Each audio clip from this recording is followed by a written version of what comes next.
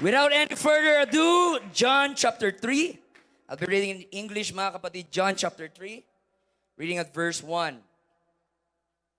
Amen, amen. John chapter 3, reading at verse 1. There was a man of the Pharisees named Nicodemus, a ruler of the Jews. The same came to Jesus by night and said unto him, Rabbi, we know that thou art a teacher come from God, for no man can do these miracles that thou doest, except God be with him. Jesus answered and said unto him, Verily, verily, I say unto thee, except a man be born again, he cannot see the kingdom of God. Nicodemus said unto him, How can a man be born when he is old? Can he enter the second time into his mother's womb and be born? Jesus answered, Verily, verily, I say unto thee, except a man be born of water and of the Spirit, he cannot enter into the kingdom of God. That which is born of the flesh is flesh, and that which is born of the Spirit is spirit. Marvel not that I say unto thee, ye must be born again. Let's close our eyes, let's pray. Lord Jesus, my words has no power, but your words will never fail. That's why, Lord, I pray, ilagay mong iyong salita sa aking mga labi, Panginoon. We are not here to be hype. We are here to be holy. We are not here, Lord Jesus, just to have a regular service. We're here to come to total repentance to you.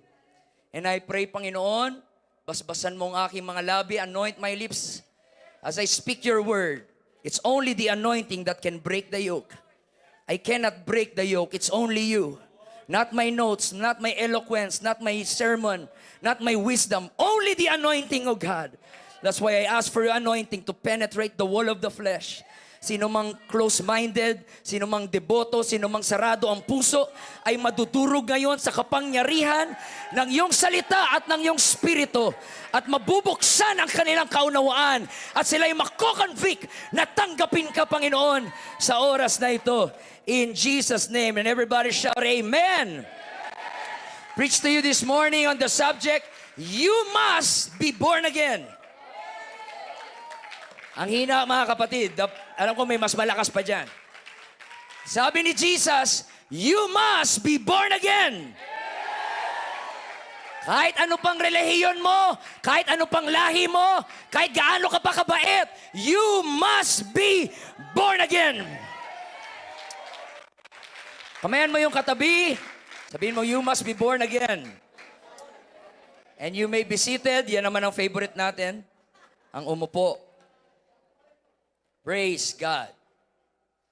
Ako ay nakakasigurado, mga kapatid, na marami sa inyo dito ay na nakakarinig ng aking boses ay katulad ni Nicodemus. You are curious but confused. You are learned but you are lost. You are intelligent but spiritually ignorant. You are religious but unrenewed. You are sincere, but not saved. Kaya aming dalangin ngayong umaga, mga kapatid, na hindi lang po kayo uuwi na feeling blessed, touched, encouraged, and motivated, but you will leave this place born again. Ang pagiging born again ay hindi po membership sa church. Ang pagiging born again ay hindi po articles ng UPC. Ang pagiging born again ay hindi po programa ng park. Ang pagiging born again ay trabaho ng Diyos. Binubuhay yung patay na kaluluwa at kanyang hiningahan ng kanyang breath of life.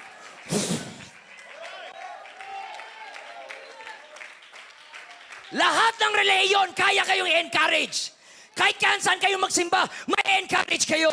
Lahat ng relihiyon, kaya kayong i-motivate. Pero walang relihiyon na kaya kayong gawing born again. Tanging ang Diyos lang ang may kakayanan na gawin kang born again. In the name of Jesus, hindi ka uuwi sa lugar na ito na hindi nagiging born again. Hallelujah. But first, gusto ko munang i-expose ang isa sa kasinungalingan ng kaaway na tinatawag na easy believism or just believe. Di na ako makikinig dyan sa maliit na preacher na yan. Naniniwala naman ako sa Diyos. I believe in God. I believe in Jesus. Sino dito naniniwala sa Diyos? Tinaniniwalang may Diyos, taas ang kamay. Si halos lahat tayo naniniwala sa Diyos. Kahit sinong tanungin mo dyan sa kanto, mga kapatid, naniniwala ka bang may Diyos? Lahat po, mga kapatid, ay naniniwalang may Diyos. Now, importante po ang paniniwala. Yan po ang simula, mga kapatid. Faith is the substance things hoped for. Without faith, mga kapatid, we cannot please God. Importante ang faith, pero hindi pwedeng sapat lang ang faith, mga kapatid. I'm here to tell you that believing is not enough. Hindi po sapat na maniwala ka lang sa Diyos. And I'll prove to you from the scripture, mga kapatid. Sige, pakita natin James chapter 2. Basahin natin sabay-sabay. 1, 2, 3, go!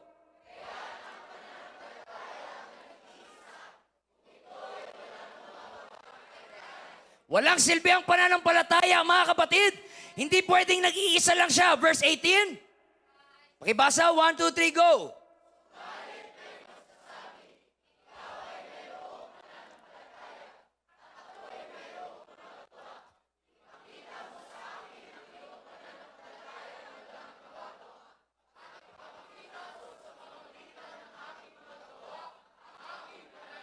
Now watch, verse 19.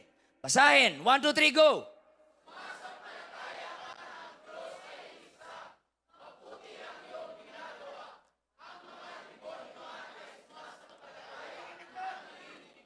Huwag mo ipagyayabang na nananampalataya ka sa Diyos. Dahil si Satanas nga ay nananampalataya sa Diyos. Si Satanas ay naniniwala sa Diyos. Nanginginig pa, mga kapatid. Buti nga si Satanas nanginginig, mga kapatid. At buti nga si Satanas nagsisimba. Hallelujah. Nanggugulo tuwing linggo. Huwag mo ipagmamalaki na maliligtas ka sa pananampalataya lang. Dahil si Satanas nananampalataya, pero Satanas pa rin siya. Nananampalataya, pero hindi siya nagsisi. Nananampalataya, pero hindi siya sumamba sa Diyos. Nananampalataya, pero hindi siya nakatakas sa habang buhay na kaparusahan. Kapatid ko, hindi po sapat na manampalataya ka lang sa Diyos. Kailangan mong sumunod sa salita ng ating Panginoon. It's not enough to believe. You must be born. Hallelujah. Basahin natin ang Romans chapter 1, mga kapatid, verse 21. Ito yung sabi sa English, mga kapatid, ang problema sa mundo ay hindi kilala ng Diyos ang tao. Hindi yun ang problema. Lahat ng tao alam na may Diyos. Because that when they knew God, ito ang problema, they glorified Him not as God. Kung magyayabang, nakilala ko ang Diyos. Alam ko ang Diyos, alam ko na yung mga Panginoon Jesus na yan, alam ko na yan. Ang tanong ay hindi ba kilala mo ang Diyos? Ang tanong, niluluwalhati mo ba ang Diyos sa iyong buhay? Siya pa ba ang iyong priority? Siya pa ba ang ino-honor mo? Siya pa ba ang sinasamba mo? It's not that we don't know God, it's that we don't glorify God.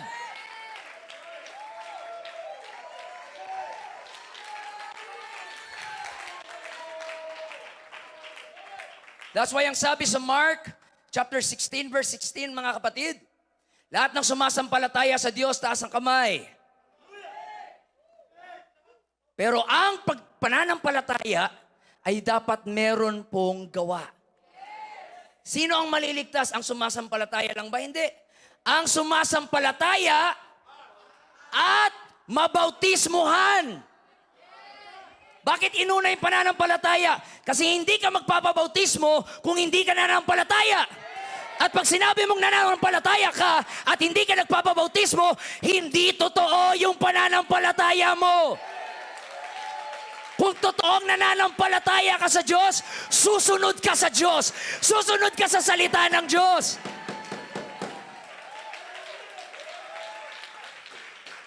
Ngunit, ang hindi sumasampalataya ay parurusahan. May iba sinasabi, o kita mo, pastor, wala namang sinabing, ngunit ang hindi magpabautismo. Hindi na nga nilagay dyan kasi hindi ka magpapabautismo kung hindi ka sumasampalataya. Automatic yun, mga kapatid. Siamese twins yun, hindi yun pwedeng ipaghiwalay. Pag nananampalataya ka, magpapabautismo ka, mga kapatid. Sino ulit nananampalataya sa Diyos? Taas ang kamay. Patunayan nyo ngayong umaga ang pananampalataya nyo sa Diyos sa pagsunod sa Kanyang salita.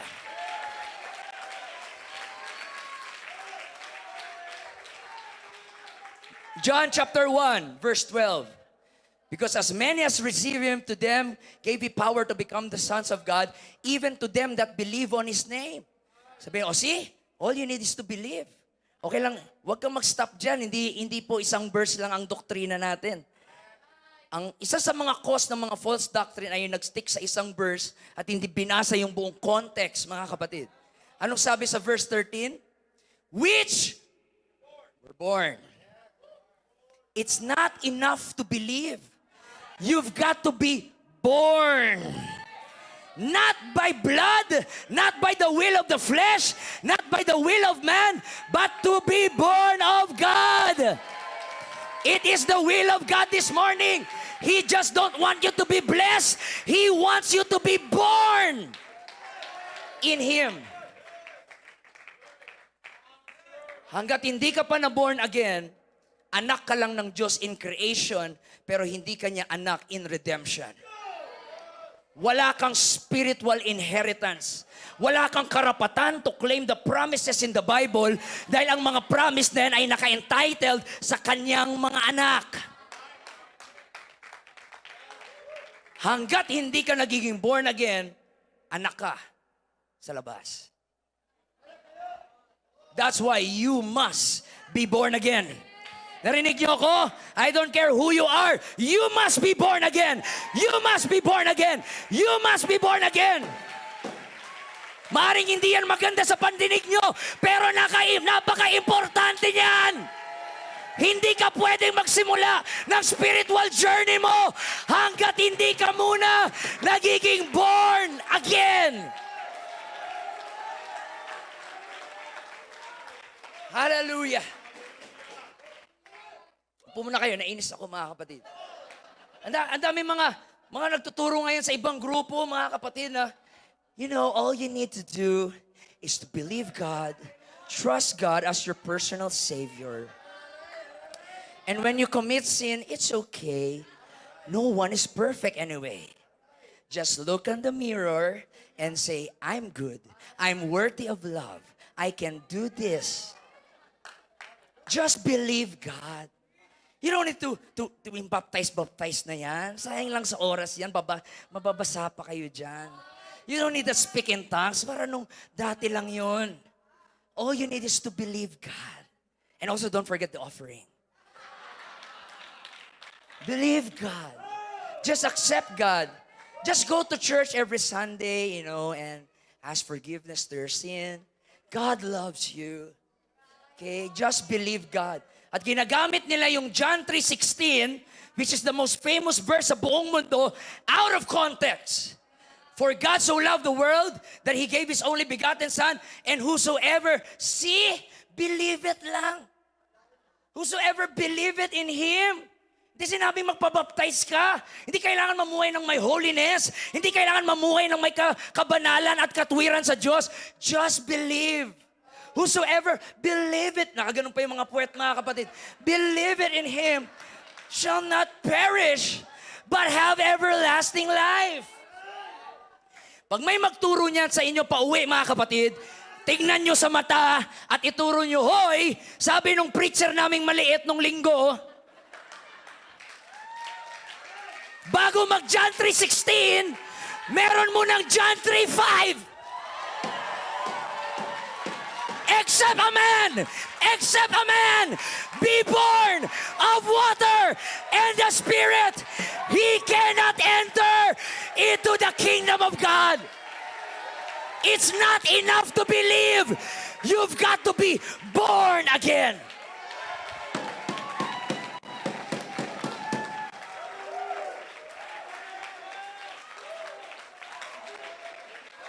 Sa ating mga panauwi, sa ating mga bisita, mahal na mahal po namin kayo, mga kapatid. At dahil mahal namin kayo, you deserve to know the truth. And we will tell you the truth. Hindi ho sapat ang simba-simba lang.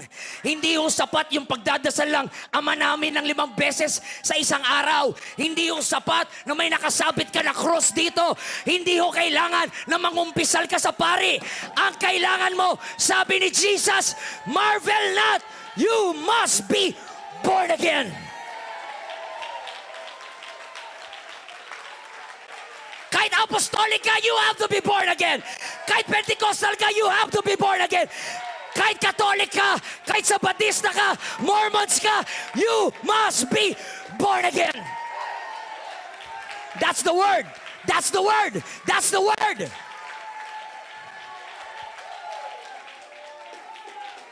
Hindi yan suggestion ni Lord. Nung sinabi ni Lord, hindi yan sinabi ni Lord na, try mo maging born again. It's not a suggestion. It's not a quotation na kailangan mong i-analyze. It's not a good quote na pwede mong i-post sa Facebook, mga kapatid. It is a command. It is a protocol from heaven. Hindi makakapasok sa langit ang hindi born again.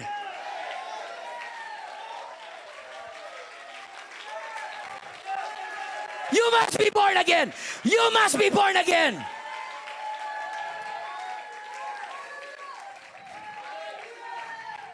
Okay, you must sit again. See, mga bisita, ang ini-invite sa atin ni Lord ay hindi po bagong relihiyon. Ang ini-invite sa atin ni Lord ay bagong buhay. Kung yung relihiyon mo hindi binabago yung buhay mo, baguhin mo yung relihiyon mo. Ang gusto ni Kristo ay mabago yung ating mga buhay. But you cannot experience new life until you go through new birth. Hanggat walang new birth, walang new life, mga kapatid. Yan ang pinaka-starting point ng lahat. Romans 6:4, pakibasa. Basahin natin, mga kapatid. Nabigay ko ba yung verse na yan? Romans chapter 6, verse 4. Therefore, we are buried with Him by baptism in the death, that like as Christ was raised up from the dead by the glory of the Father, even so also should walk in newness of life. That's the point. It's not changing from this group to another group, from this fellowship to another fellowship, but changing from your dating buhay sa bagong buhay, mga kapatid. Lahat tayo obsessed ng pagbabago. Wala sa atin dito ang hindi nagnanais na hindi magbago, mga kapatid. Pero I'm going to tell you, yung pagbabago na hinahanap nyo ay wala po sa New Year's resolution. First month lang yan, pagka February, babalik ka rin sa dati mong buhay. New life does not happen when you buy a new house or purchasing a new car or applying for a new job. Or buying a new wife, mga kapatid. Hindi po dyan nagbabago. Ang lahat lang na napoprovide niyan ay yung surface level. Pero hindi na-solve yung pinaka-problem, which is your spirit is dead. That's why we scratch the surface, mga kapatid. Subscribe kayo doon, mga kapatid. Hallelujah. Nakakaawa yung sanlibutan, Bishop. Kung anong ino-offer nila para magbago ang tao. Counseling, therapy. Ang mahal-mahal magpa-counsel, mga kapatid. 800 pesos per hour. May iba naman sila mag-yoga tayo. Yoga. Meditation. Connect with nature. Climb up to the mountain. Maging ermitanyo ka. If you want to have a new life. Yung iba nag-gym. Todo yung mga pagpapa-abs, mga kapatid. Hallelujah. Dati nag-gym ako, di ba? Brother Jade, nag-gym ako noon eh. Pero nung nahirapan ako, sabi ko, focus tayo sa ministry. Focus tayo sa gawain. Hindi po dyan mag-i-start ang bagong buhay. Kailangan mo mag-start ulit kung gusto mo magbagong buhay. Yung iba kung ano-anong mga speculation. Ang iba naman sana, baka may reincarnation. Na pag mamatay tayo, mabubuhay tayo ulit na ibang tao. Sana pag namatay ako, mabuhay ulit ako ibang tao. Sana ako si James Reid. Ako si Daniel Padilla. Reincarnation. May iba naman ino-offer reformation. Talagang strict discipline, mga kapatid. I'm going to tell you, hindi po yan ang solusyon. Hindi po New Year's resolution. Hindi po reformation. Hindi po reincarnation. You must be born again. At dyan mo ma-experience ang totoong change.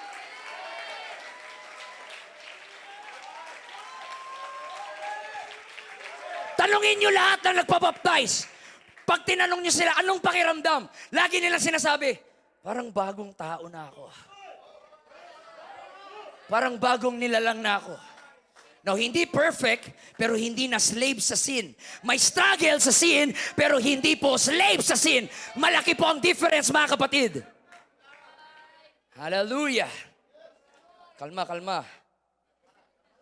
Upo muna. Bago sabihin paano maging born again, I'm going to tell you why we must be born again. See, meron pong tatlong bagay na nagkokontrol ng buhay mo.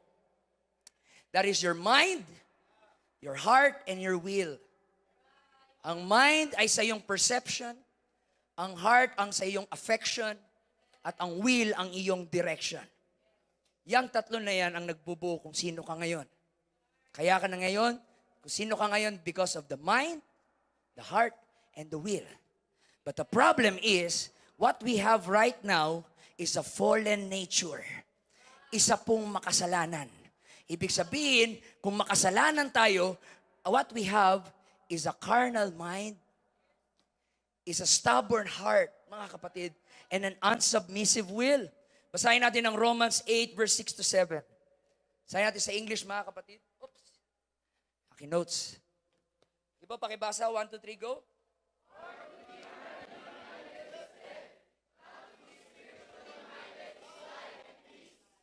That's the mind that you have right now. Hanggat hindi ka nagiging born again, what you have is a carnal mind. Kahit anong sikap mo, hindi mag-isip ng masama, nakakapag-isip ka. Why? You have right now a carnal mind. Sa ating puso naman, Jeremiah 17:9. Pakibasa, 1, 2, 3, go.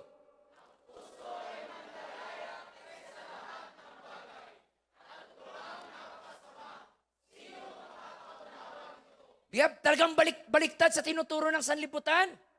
Sa mga pelikula, mapapanood nyo dun. Anak, sundin mo ang sinasabi ng iyong puso. Dahil ang puso mo ay hindi nagsisinungaling. Listen to the voice of your heart. Ganun, mga kapatid. Pero hindi yun ang sabi ng Bible. Ang puso daw ay mandaraya. Sinungaling ang puso. Kaya may mga lalaki sinasabi daw ng puso nila, gusto rin nila lalaki. Yung babae sinasabi nila, gusto rin nila babae. Yung iba naman, sana dalawa ang puso ko. Why? Mandaraya ang puso, mga kapatid.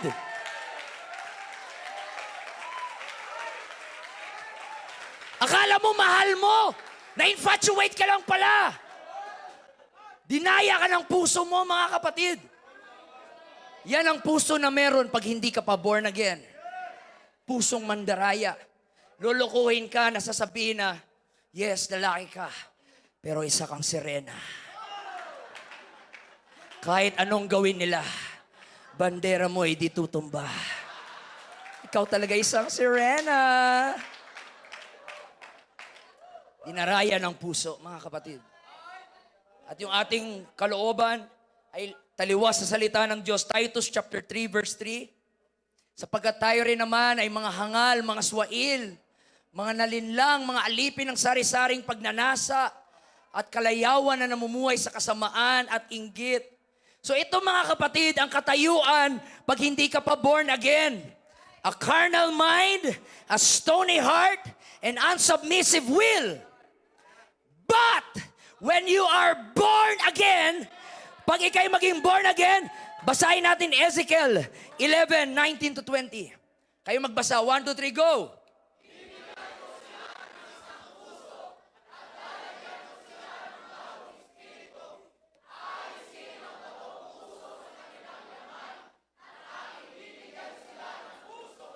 Verse 20.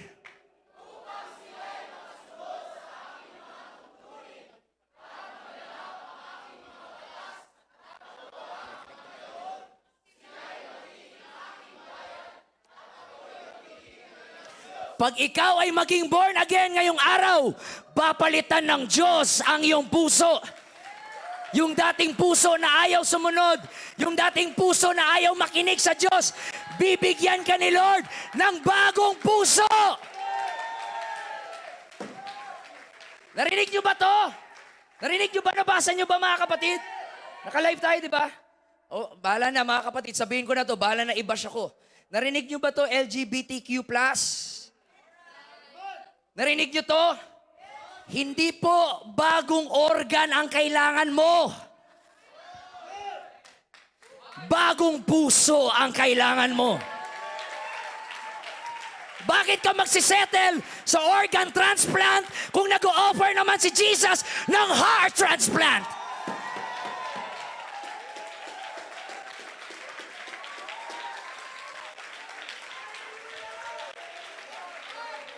Now, I'm not being homophobic, mga kapatid.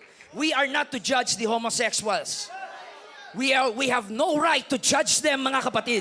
What we do is to offer the solution to the problem. Search nyo, wag nyo i-search ngayon. Mamaya, www.sexchangeregret.com. Isang website, halos 20% mga kapatid, ng mga tao na reassignment ng kanilang organ ay nagpakamatay. 20% mga kapatid ay nagpapakamatay. Nauuwi sa depression. Ang trabaho ng website na yan ay nag-offer na ibalik mga kapatid yung dati nilang gender dahil walang nagiging masaya pagkatapos noon mga kapatid. Marinig kayo LGBTQ+, hindi po namin kayo ninuhusgahan, hindi po namin kayo ginajudge, but we are here to tell you loud and proud, Jesus is the answer! Jesus is the answer! May pag-asa ba para mabago ka? We are not against homosexuals. We are against the deception of homosexuality. Lagi ko ang sinasabi pag youth camp. And when you are born again, you shall be boy again. Kung dumating ka ngayong Sirena, in Jesus' name, uuwi ka ngayong Shokoy, mga kapatid. Papalayain ka ng Panginoon sa oras na ito.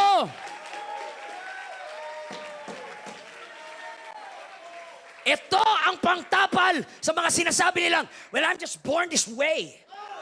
I'm just born gay. We're not invalidating kung anumang trauma, bully na naranasan nyo. Pero kung lagi mong sinasabi, I was born this way, you must be born again. This is the answer to your problem, to be born again. Ewan ko kung nagpabaptize ba yun kanina, nagulat ako, nileyans ko. Ba't may babae dito? Doon ang mga babae. Yun pala, ganun. Pangalan pa Joshua, mga kapatid. Joshua ang pangalan niya. Pero umiiyak ako, nileyans ko siya, sabi ko, mahal ka ng Panginoon, Joshua. Babaguhin ka ni Lord. Yang mga bagay sa mundo, mga panandalian lang yan. Walang ibang magpapasaya sa'yo, kundi ang Panginoong Jesus. Kung inusgahan ko siya, hindi sana siya magpapabaptize. Pero ni-encourage ko siya at tinuro ko si Jesus sa kanyang buhay. Nakita kong lumuha siya, mga kapatid. Hallelujah. Bagamat lalaki siya, nakasuot ng pambabae, kusya siya. Mga kapatid, nagulat ako, nakapikit ako. Bigla na siyang umakyat dito. Gusto magpabaptize. Gusto maging born again. Huwag niyong malaitin ang kapangyarihan ng Panginoon. He can chase the prostitutes. He can forgive the drug addicts. He can save the homosexuals. You must be born again. Not new gender. New birth. Ang kailangan mo. Pumuna. Basahin natin sa 2 Corinthians 5 verse 17. Anong sabi mga kapatid? Kayo po magbasa. 1, 2, 3, go!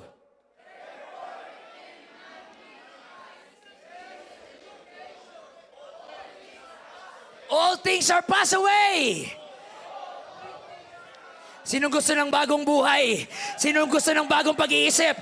Wow! Yung ating mga bisita ang nauna pang nagtaas ng kamay. Gusto ng bagong buhay, bagong puso. Tanggap Tanggapin mo na ang Panginoon. You must be born again. That's not religion. That's greater than religion. That is experience. To be born again. Muna kayo dahil introduction lang lahat yan. Mag-preach na talaga ako. Start na tayo. Si Nicodemus ay hindi po ordinary fellow. Si Nicodemus po ay isang Pariseo. Master niya yung Old Testament.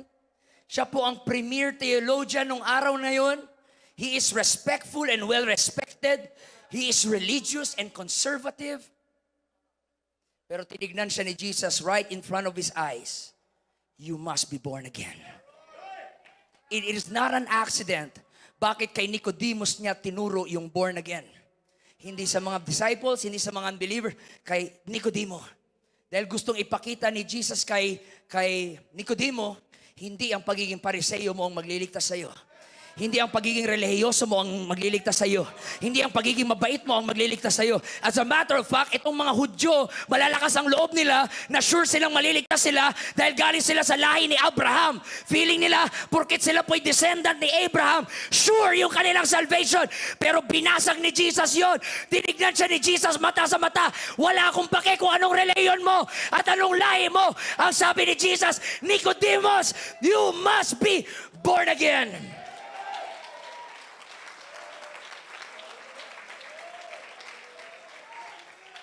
Nasa kanya na ang lahat ng religiosity, knowledge sa Bible. Naku, hindi natin mapapantayan si Nicodemus. Pero alam ni Lord, isang bagay ang kulang sa kanya. He is not born again. You can be in church but not in Christ.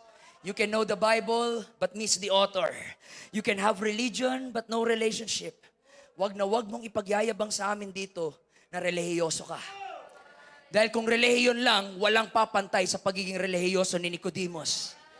Pero sa mukha ng pinaka-relihiyosong tao nung araw na yon, ang sabi ni Jesus, kulang ka pa. You must be born again. Hallelujah. Hallelujah. Religion cannot make you born again. Tradition cannot make you born again. The prayers you make cannot make you born again. Christian songs cannot make you born again. Moral values cannot make you born again. It's only God through water and spirit that can make you born again. At ang sabi pa ni Jesus, truly, truly, verily, verily. Lahat po ng sinasabi ni Jesus, importante.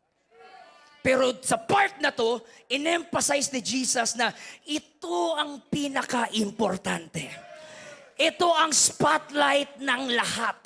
Bago mo basahin yung Genesis, bago ka mag-enjoy sa adventure sa Exodus, bago mo basahin yung poetry ng Psalms at wisdom ng Proverbs at philosophy ng Ecclesiastes at mga writings ni Paul, bago mo basahin lahat yan, dito ka muna magsisimula. You must be. This is the spotlight of everything. Kung hindi mo maintindihan bakit ang babae mahaba ang buhok, be born again and you'll understand. Kung hindi mo maintindihan bakit kailangan mag-tights, be born again and you will understand. Why? Magbabago ang perception, ang affection, ang will. Yung dating akala mong mali, tama pala. Yung dating akala mong tama, mali pala. Yung dating akala mong maganda, ay pangit pala. Yung dating akala mong pangit, ay maganda pala. Mababaliktad yung buong mundo mo when you are born again.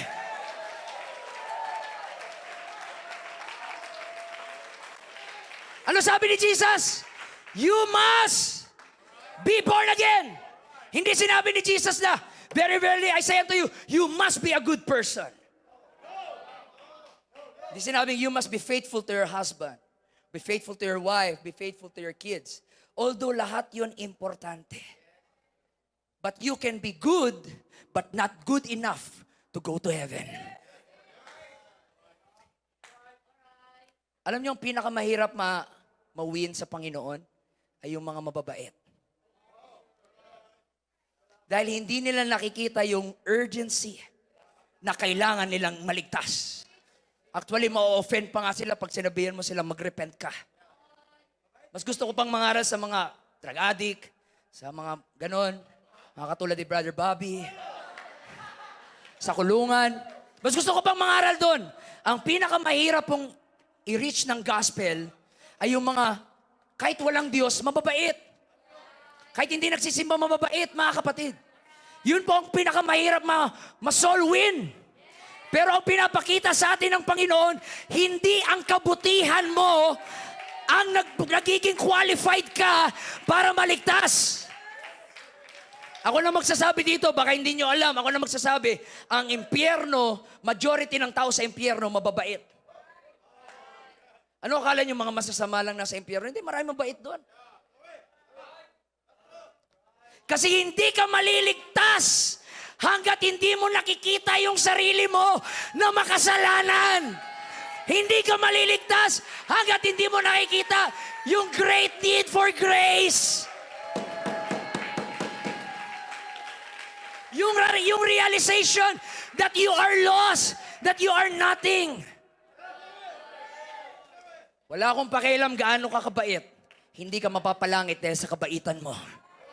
Napalangit tayo dahil mabait ang Diyos, mga kapatid. Wala pong ibang dahilan kaya tayo naligtas, kundi dahil mabait ang ating Panginoon.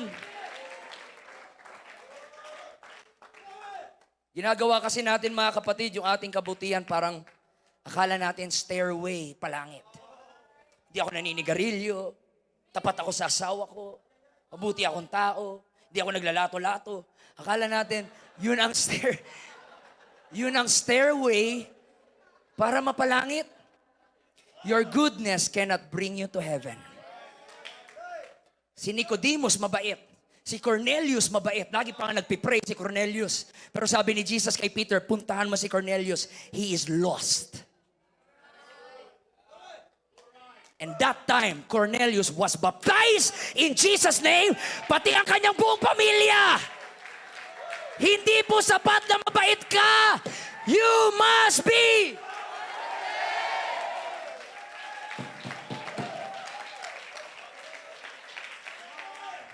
Pero ang tanong, mabait ba talaga tayo, mga kapatid?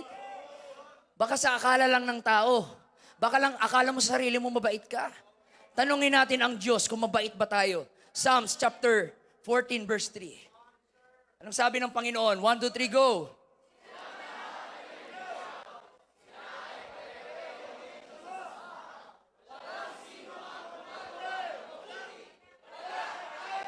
Walang mabuti!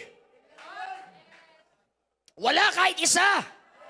Alam niyo yung Hebrew word ng wala? Wala! Wala talaga, mga kapatid! Gulat ako dyan, brother. Romans 3, 10 to 12. Pakibasa.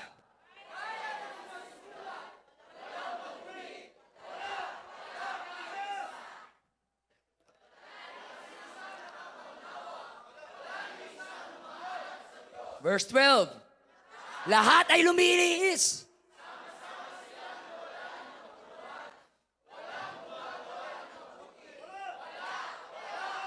Bible nagsabi niyan. Hindi yan totoo, mabait ako. Opinion mo lang yon. Ang standard, mga kapatid, ng katotohanan ay ang salita ng Diyos. At pagdating sa standard ng Diyos, walang pumasa sa atin. Lahat tayo disqualified. Lahat tayo masama. Romans 3:23. Okay, basa.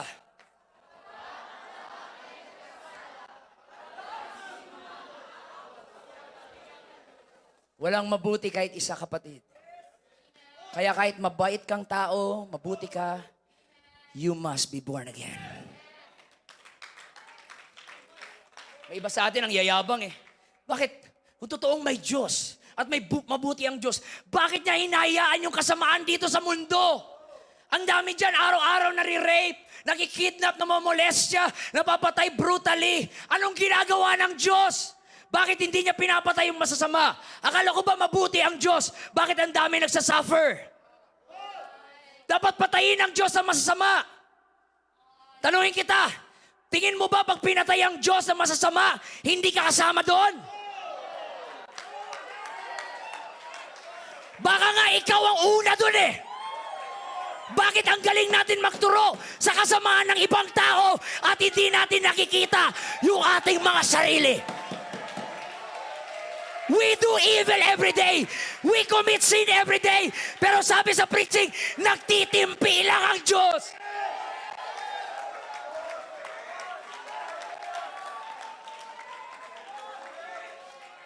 Wala tayo dito dahil mababait tayo, mga kapatid. Nandito tayo dahil mabait ang Diyos. Wala tayo dito dahil faithful tayo. Nandito tayo dahil faithful ang Diyos. Wala tayo dito dahil perfect tayo. Nandito tayo dahil perfect ang Diyos.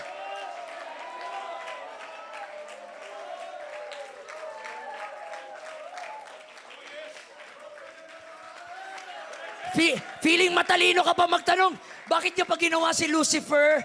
Kung alam niyang gagawa ng kasamaan si Lucifer, bakit hindi mo tinanong, ikaw nga ginawa ka niya kahit ang sama-sama mo eh. Ikaw nga ginawa ka niya kahit ubod ka ng kasamaan. At hindi ka lang niya ginawa, niligtas ka pa niya.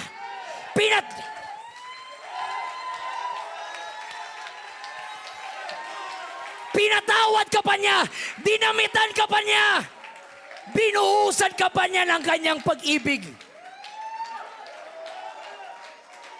But God, who is rich in mercy. Alam niyo mga kapatid, mayaman ang Diyos. Pero ang tanging bagay na pinagyayabang niyang kayamanan niya ay yung habag niya. Yan ang lagi niyang pinagyayabang. Hindi niya pinagyayabang yung kayamanan niya ng silver and gold, yung cattle of 1,000 hill. No, ang pinagyayabang ni Lord, I am rich in mercy. Sorry, Bishop, kung masasabi ko to, pagalitan mo na lang ako mamaya. Pero lagi ko itong sinasabi, kaya pag pumunta ka sa church at hindi ka nagpupuri, sobrang kapal ng mukha mo. Kaya ka nandito ngayon, naawa lang ang Diyos. Kaya ka nakasimba ngayon, naawa lang ang Diyos. Kaya ka may trabaho, kaya ka may income, kaya ka may pamilya, naawa lang siya. Yun lang yun.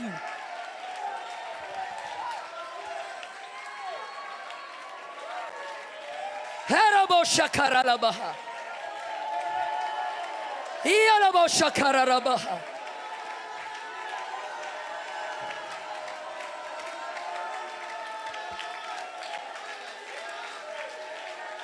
At hindi sapat na ma-appreciate mo yung kabutihan niya.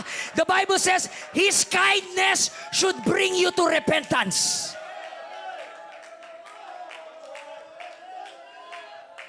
After na maging mabuti ang Diyos sa'yo at hindi ka nagsisi, you despise the goodness of God. Ang totoong appreciation sa kabaitan ng Diyos ay nagsisi ka dahil sa sobrang bait ng Panginoon.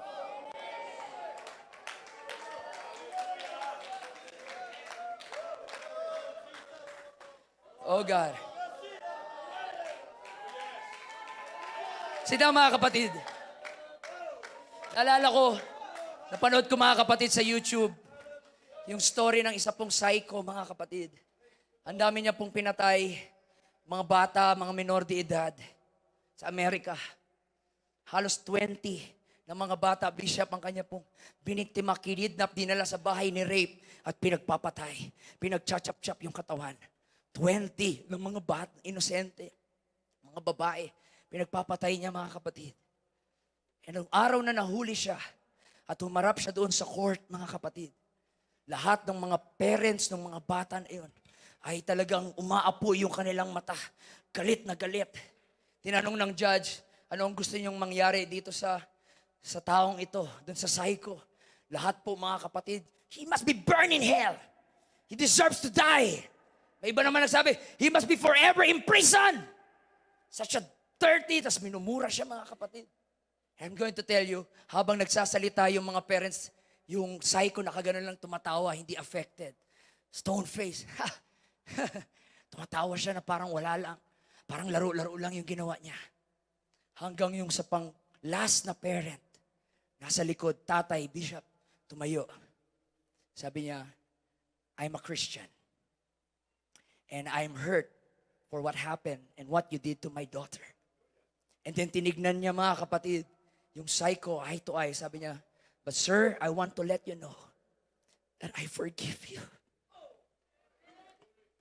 At yung stone face, biglang Umapaw ng luha yung kanyang mata, mga kapatid.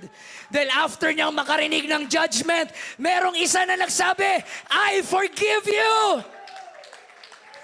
Ganon ang katayuan natin sa Diyos. Judgment is crying, you deserve hell. Judgment is crying, you deserve to die. Pero si Jesus Christ, gumanon. At ang sabi, Father, forgive them. For they do not know what they do.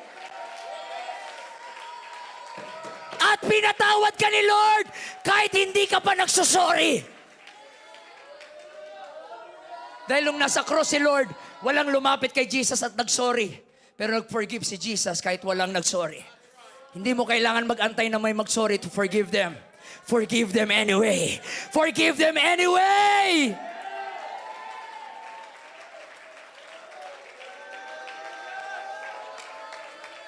You must be born again. Akala ng ibang Kristiyano, Pastor Misha, pagdating tayo sa langit, magtatakbuhan tayo, lalapit tayo kay Moses. Moses, anong pakiramdam na lumakad kayo doon sa hinating Red Sea at lakad kayo sa dry land? O siguro lalapit tayo kay Daniel. Daniel, anong feeling na nilalaro-laro mo lang yung mga leon? Lalapit tayo kay Jonah. Jonah, ano, masaya ba doon? Sa ilalim ng tiyan ng balyena? Parang feeling natin naiinggit tayo sa mga experience nila. But I believe, wala akong scripture dito, I believe, pagdating natin sa heaven, lahat ng mga Bible characters, dudumugin nila tayo. Lalapitan nila tayo. Nanginginig yung kanilang kamay. Umiiyak. Sinasabi nila, anong pakiramdam na ang Holy Ghost ay nasa inyo? Ang na-experience lang nila, God is with them. God is with us. Pero tayo ngayon sa New Testament, God is in us. Lahat ng proud maging born again, magingay. I'm proud to be born again. This is greater than crossing the Red Sea in the dry land. This is greater than raining manna from heaven. The greatest miracle that God has ever performed is when a man is born again.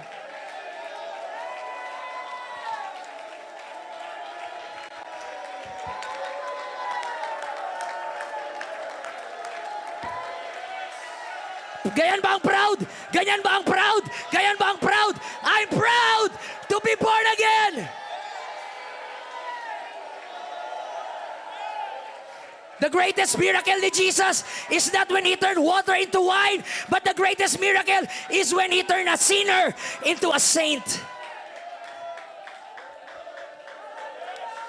Harabokosha. Tumayo tayong lahat, mga kapatid. I still have many verses here, but the Lord is already here. Hikoramahasa kayo roroboko. Shikondororabaka sandayo nororoboko. Hiyarolamo shakayarala. Mapananay, mapatatay, mapayang people, you must be born again. Anumang trabaho mo, anumang sahod mo, you must be born again.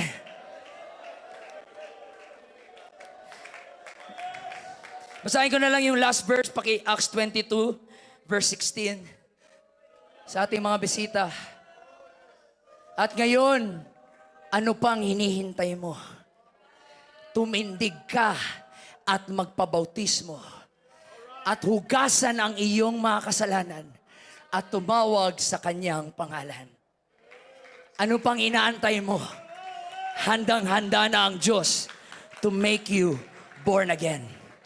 Bago ko palapitin yung ating mga bisita, tayong lahat magpuri muna tayo for 1 minute. Taas natin ating kamay. Come on. Mag-worship kayo kahit walang nagcha-challenge.